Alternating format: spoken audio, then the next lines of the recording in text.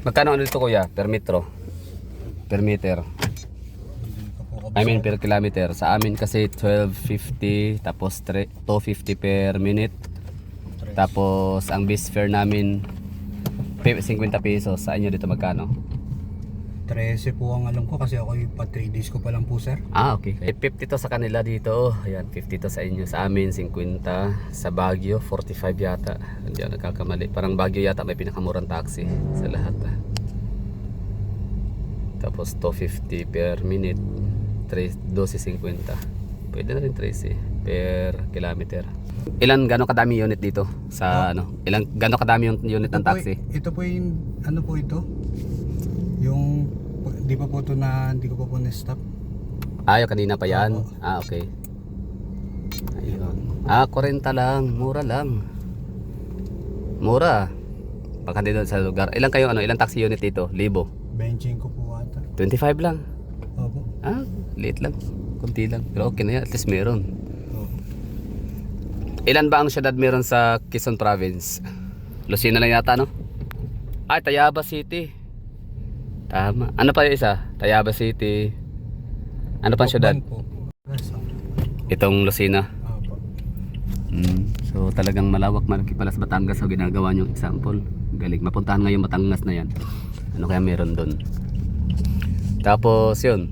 Bali Lucena, Tayabas yun. Ano yan yung syudad? Alam ko yan. Nadaanan ko yan dati. Pagbiyahing Bicol. Dito ba may mga Bisaya na? Meron naman po sir. Meron na ba? So sinakop na rin kayo, no? Kasi napaka-massive. Ano, hindi lang international ang pagpananakop ng mga Bisaya. Ewan ko lang meron ako. Meron ng Pero makapuntang karamihan sir sa tawag dito. Metro Manila. Ano na po? Mga Bisaya. dami Bisaya doon. May ano rin po kayong Bisaya sir. Oo, Bisaya, Bisakol. Kabala man ako mag-Bisaya pero gamay lang. Nice one. Ayos. Yung ano, dito galing yung salitang ulagakag, no? Ulagakag, kasi malalalim yung salita. Ano pa malalalim yung Ang salita? mga ulaga ay ano ba ang ibang term ng ulaga? Basta tong Quezon Province, ito yung Tagalog na talagang masasabing tunay, Yung Tagalog, original, yung oo. Tagalog. Kasi yung Tagalog sa NCR, Metro Manila, ano na yan halo na mix-mix na. May taxi din po sa inyo sir? Oo, maraming sa amin doon, 10,000. Ay, 6,000 lang pala, yata. Ang dami pala. Ayaw, tama, dami. So, yun, dito 25 na at least meron, no? At dadami pa to kasi ano kayo dito, ano, provincial capital, di ba? Oo nga po sir. Kasi Bakit daw nalipat ang ano, City Hall kung may idea ka? wala po akong idea sir. Kasi syempre tinanong ko lang kung may mga Bisaya na rin ba sa Quezon Province kasi nga medyo kalayo, may kalayuan na to sana sa Manila. Pero dami kong kakilalang mga taga Bicol naman na dito naman natatrabaho sa Lucena. May mga kamag-anakan dito sa Lucena. So kumbaga Lucena, yan lagi na binabanggit, Lucena. O, asan pala si ano, ay doon sa Lucena, nakauwi na. Hindi na yun babalik. Nagustuhan niya sa Lucena na yun. Lucena. Tapos every time na bumabiyahe ko from Bicol, Legazpi to Manila, madadaanan yan dati dito nung wala pang diversion Yung road. Atimunan sir, madadaanan niyo po. Atimunan? Ano, Di ko na masyadong ano. Basta ang naalala ko lang na madadaanan yung Sariaya kasi binaba namin yun. Kumain yung pero driver. pilit madadaanan niyo po sir ang Atimunan kasi along the way po. Along the way siya. O yun. At, basta yung ano, Tayabas kasi may aakyat na natin bibenta ng mga duyan, mga balisong, mga itak, matitinda ng mga kahit ano sa may Tayabas. Tapos ano pa, Sariaya.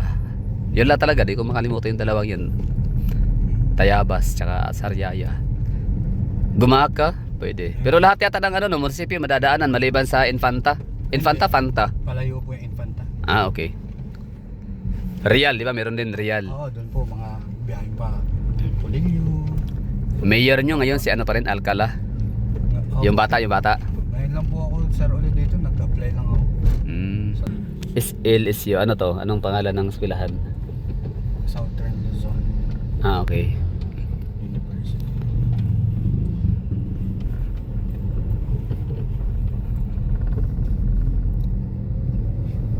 Siguro maraming Grab dito kaya konti lang yung taxi.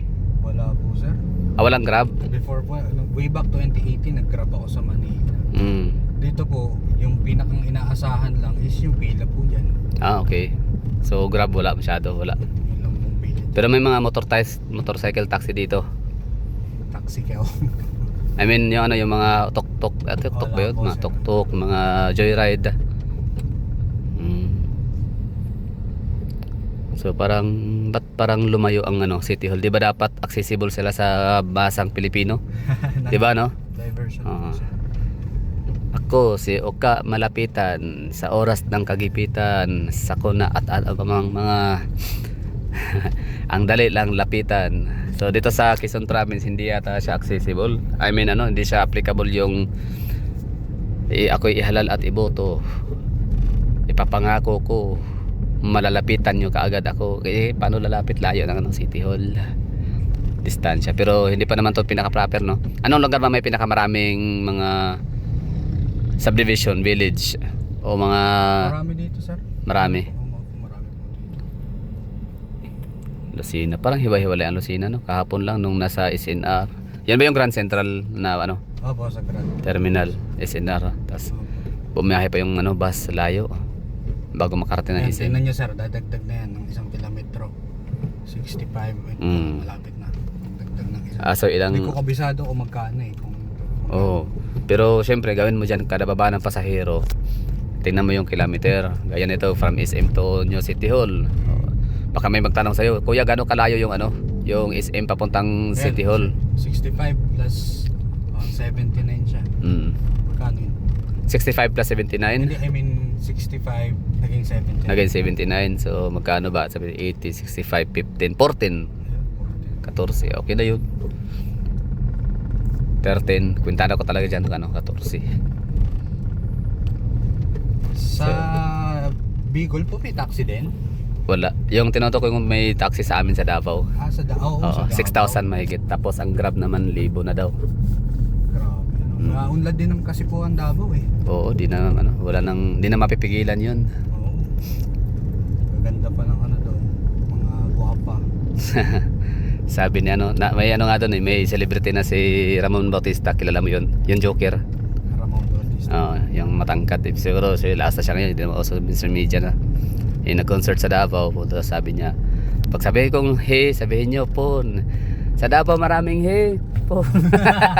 Persona ng grata. Ayun, di na nakabalik. Tagal na yun na, mga 2012 pa siguro yung 2011. Sobrang tagal na. Tinawag ba ng mga taga Davao na hipon? Po. Maganda. Ang ganda naman kasi subjective. Ano yan eh? Subjective. Depende sa tao kung anong estilo ng ganda ng gusto niya, di ba? O may gaya nun naka-scooter siya. Galing. National highway pa naman. Pero okay lang, gilid ka lang, ma'am. Ibig sabihin pala, mamaya pag pupunta na ako ng ano, ng bayan, 'di ba doon yung Old City Hall tsaka Capitol? Apo. O sasakay ko ng ano na lang, jeep na lang. Kaya po ba, pwede niyo po akong kontakin, sir, kung gusto niyo po. Sige, wag na kontakan at nakakahiya naman. Ha? Ito na yung City Hall bago. Apo. Ayun.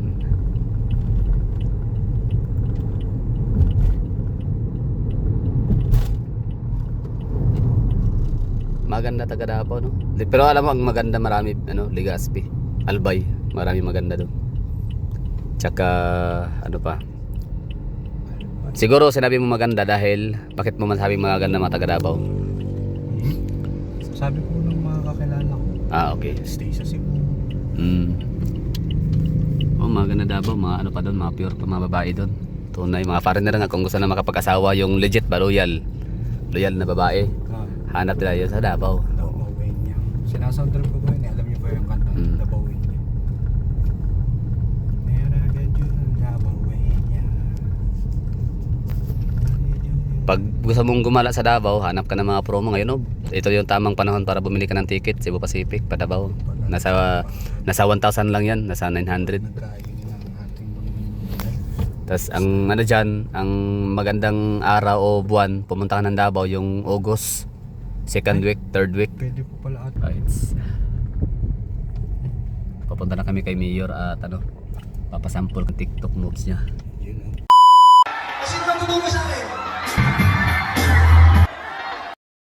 A few moments later.